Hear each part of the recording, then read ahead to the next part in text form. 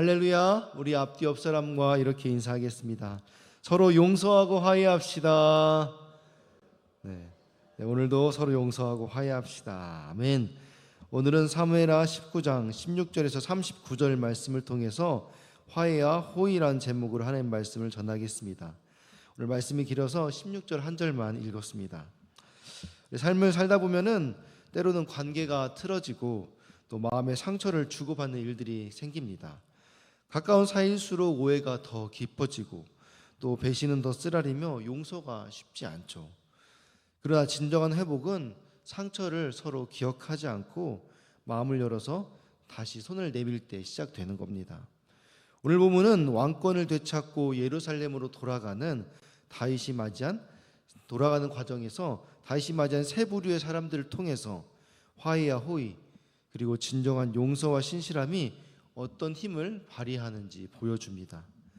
이 말씀을 통해서 우리 또한 하나님이 주신 그 권위와 기회를 어떻게 사용할 것인지 함께 묵상하면서 하나님의 귀한 섭리를 발견하는 시간 되기를 소망합니다. 우리 본문 16절, 17절 같이 읽겠습니다. 시작. 바울임에 있는 베냐민 사람 게라의 아들 시므이가 급히 유다 사람과 함께 다윗 왕을 맞으러 내려올 때에 베냐민 사람 1000명이 그와 함께하고 사울 집안의 종 시바도 그의 아들 15과 종 20명과 더불어 그와 함께하여 요단강을 밟고 건너 왕 앞으로 나아오니라. 아멘. 먼저 소개할 사람은 첫 번째 시므이입니다. 이 베냐민 지파 사람 시므이가 유다 사람과 함께 지금 다윗을 만나러 급히 내려왔습니다. 아마도 다윗을 맞을 준비를 하러 요단강으로 이동하던 중에 유다 사람의 무리와 이 시므이가 만나서 온 것 같습니다. 그런데 이 시므이도 혼자 온 게 아니었어요. 베냐민 사람 1000명과 함께 왔고 그 중에는 무비보셋을 배신했던 그의 종 시바도 함께 있었습니다.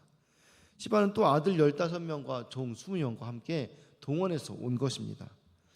이렇게 베냐민 지파를 등에 업고 다윗을 맞이할 수 있었던 것은 이 시므이가 베냐민 지파에서 아마도 꽤 큰 영향력을 미치는 사람이었다는 것을 보여주는 거죠. 시바 역시 이전부터 이 시므이와 밀접한 관계가 있었던 것 같습니다. 1000명의 이 베냐민 사람들은 요단 서편에 남겨두고 이제 이 시므이와 시바의 가족들 중심으로 일부 사람들이 요단 강을 넘어서 이 다윗왕 앞으로 나아간 거죠. 우리 18절에서 20절 같이 읽겠습니다. 시작. 왕의 가족을 건너가게 하며 왕이 좋게 여기는 대로 쓰게 하려 하여 나룻배로 건너가니 왕이 요단을 건너가게 할 때에 게라의 아들 시므이가 왕 앞에 엎드려 왕께 아뢰되 내 주여 원하건대 내게 죄를 돌리지 마옵소서. 내 주 왕께서 예루살렘에서 나오시던 날에 종의 패역한 일을 기억하지 마시오며 왕의 마음에 두지 마옵소서. 왕의 종 내가 범죄한 줄 아옵기에 오늘 요셉의 온 족속 중 내가 먼저 내려와서 내 주 왕을 영접하나이다 하니. 아멘. 이 왕과 왕의 가족들이 요단강을 편하게 건널 수 있도록 나룻배가 준비되어 있었어요. 오늘 본문을 읽으면 마치 이 시므이가 나룻배를 준비한 것 같지만은 이 나룻배는 유다 지파에서 준비한 거였어요. 이전에 다윗이 유다 지파 장로들에게 너희들이 좀 나를 좀 모셔라 라고 이야기했던 것을 보면은 이것이 유다 지파들이 미리 다 준비한 것을 우리가 알 수 있는 거죠. 그런데 지금 시므이가 다윗 왕을 위해서 나룻배를 준비한 것처럼 성경이 묘사되어 있습니다. 이처럼 지금 시므이는 유다 지파가 다윗을 모시고 귀환하는 이 행렬에 계속해서 의도적으로 끼어들고 있습니다. 그 이유는 다윗에게 용서를 구하기 위해서죠. 시므이는 다윗 왕이 나룻배를 타자마자 그 앞에 엎드렸습니다.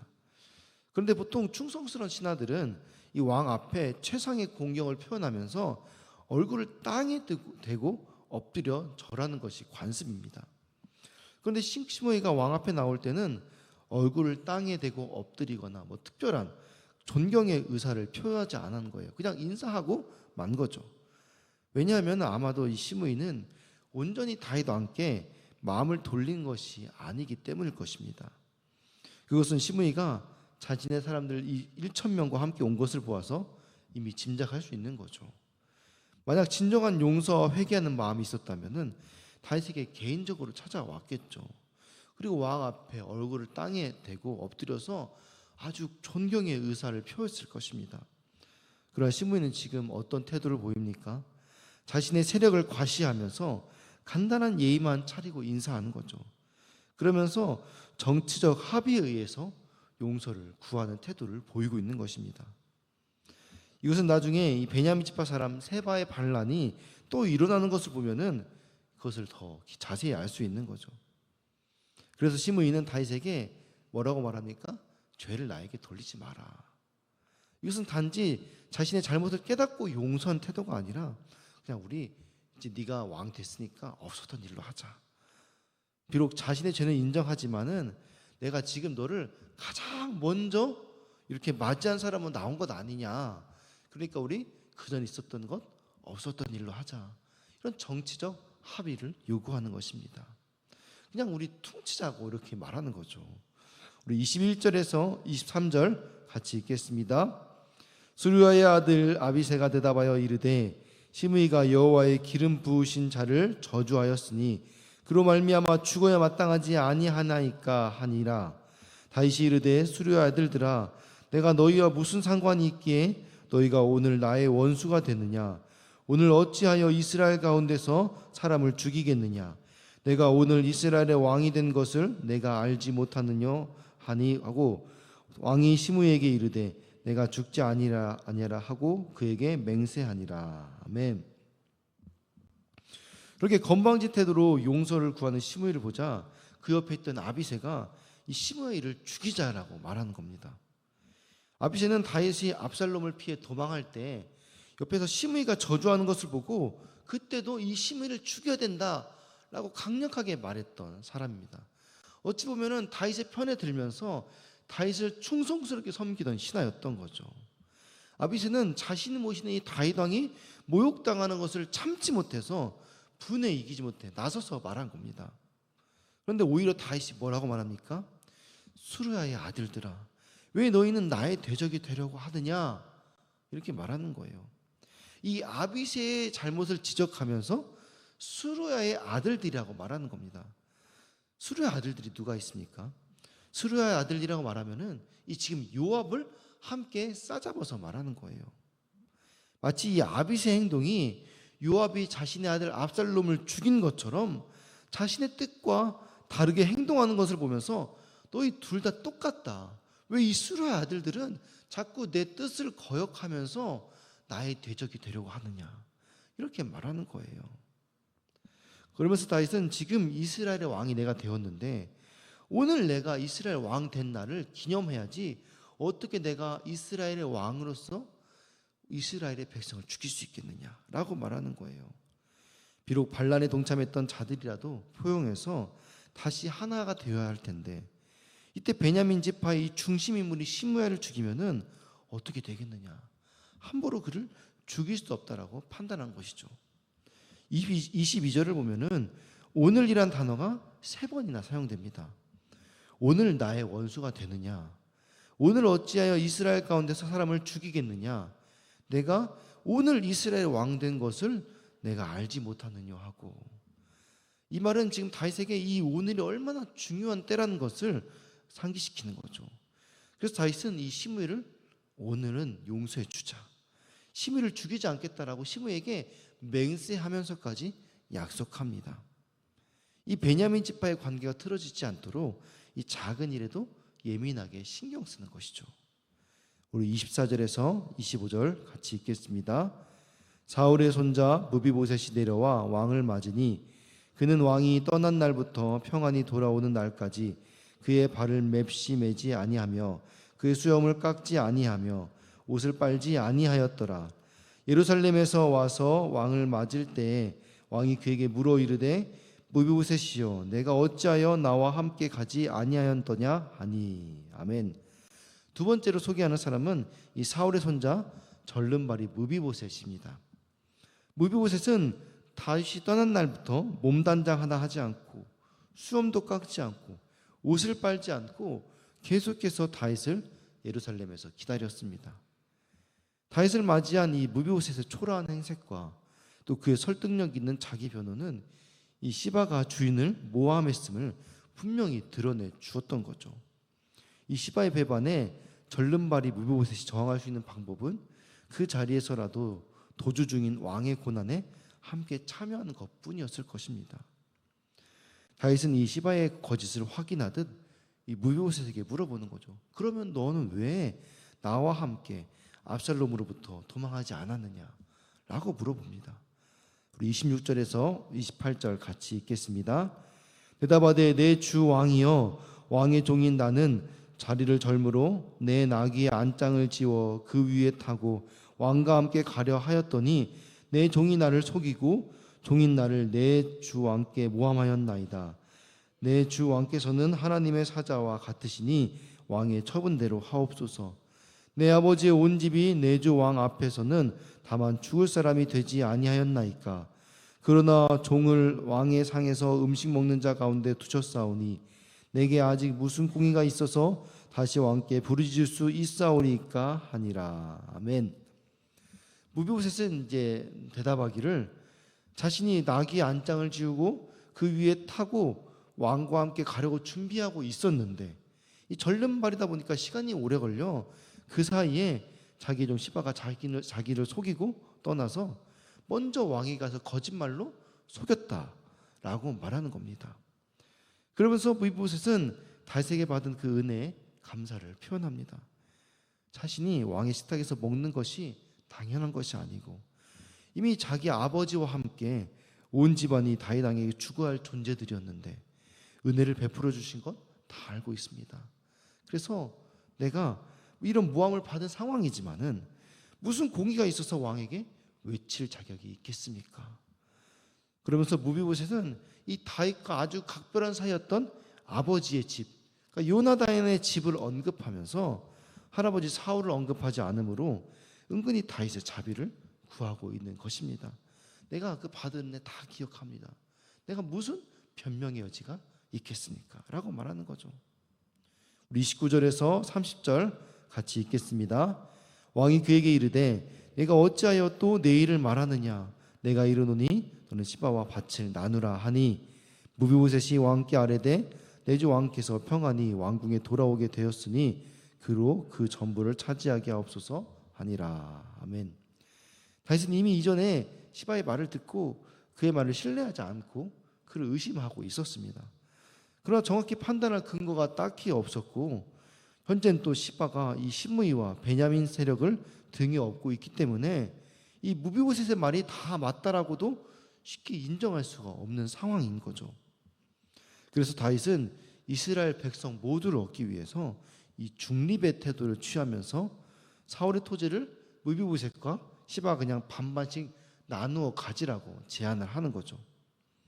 사실 무비보셋이 누구입니까? 시바가 누구입니까? 무비보셋의 종이었고 이 무비보셋은 사울 왕가의 후손입니다. 그렇기 때문에 당연히 사울의 재산은 다 무비보셋의 것이고 시바는 그냥 그 사울의 재산을 관리하는 종에 불과한 거예요. 그럼에도 시바와 절반으로 나누라고 한 것은 다윗이 지금 어찌 보면은 시바 편에 들어줬다라고밖에 이해할 수 없는 것입니다. 이에 무비보셋은 이 다윗의 입장을 이해하였는지 아니면 약간의 서운함과 원망을 품었는지 그냥 내가 왕이 지금 이렇게 돌아온 것으로 만족합니다. 그냥 그 재산 난 필요 없으니 시바에게 주십시오 라고 그렇게 말하는 겁니다. 우리 31절에서 33절 같이 읽겠습니다.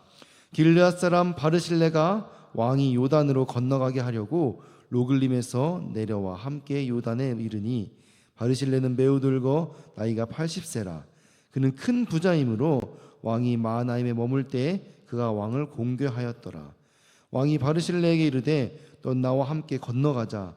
예루살렘에서 내가 너를 공개하리라. 아멘.